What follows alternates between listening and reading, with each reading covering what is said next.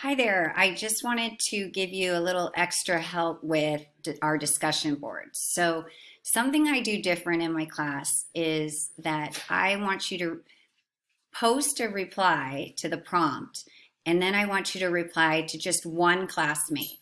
So, some professors want you to reply to two, but I really want you to discuss with just one classmate and to go into depth with them. Ask them a question, read what they posted, move the discussion forward. I'm looking for more depth in your replies. So that seems to be where most students lose points. So be aware of that. So every discussion board, you're going to have instructions, and then it's going to tell you what to post.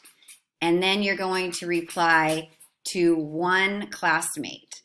And these are some things in your reply that will help you make it more in depth. So there's questions like something you have in common with your classmate, some feedback, your feelings about their post. You could ask a question. I want you to be really supportive and positive.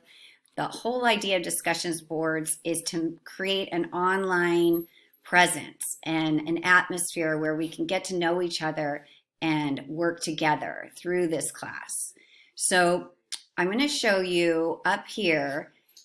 If you click on these three dots, it'll show you show rubric. So rubric is something that I put together that shows you exactly how I'm going to grade you and how many points you're going to get for each area. So if you click on that, this is what a rubric looks like. So all the discussion boards, you're going to get points for the quality of your post. And you can see, I'll give you 10 points if you've thoroughly addressed all the thoughts, clearly stated them, answered.